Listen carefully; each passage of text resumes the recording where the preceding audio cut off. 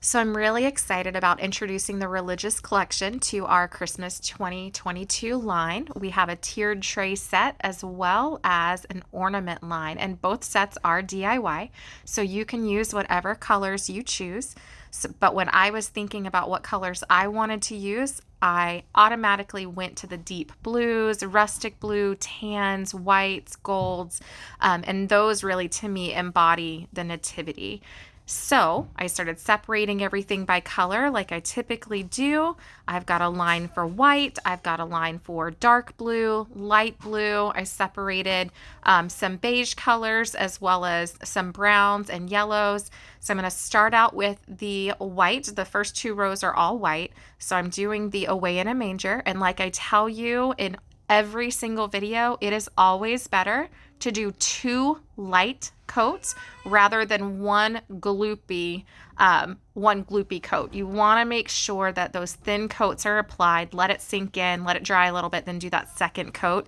It's just so you want to go ahead and do all the ones that you're going to do white or whatever colors you choose. Mine just happened to be white for the first two rows, and once I get done with this row or these two rows, I'm going to go ahead and switch to the dark blue.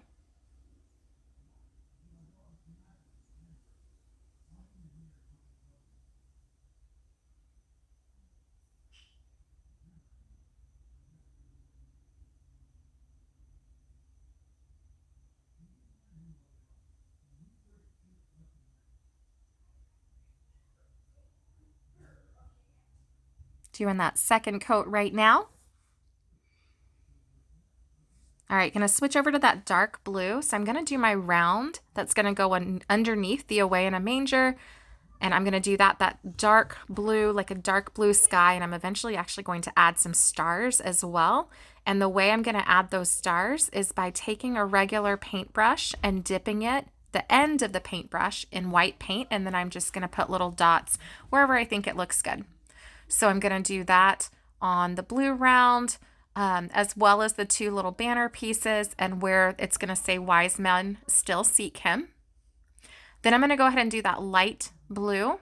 Now, when you do the part that has the writing, make sure that it's a very thin coat. Like I've said before, thin coat, because you don't want the paint to gloop in to where it says, "For unto us a child is born." If you do a couple thin coats, you'll be good. And the scoring there and the engraving will actually pop through. So you'll still be able to see it as long as you picked a light enough color.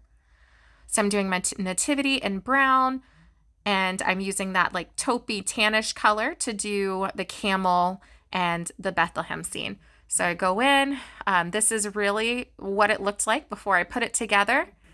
And then I've got my final product.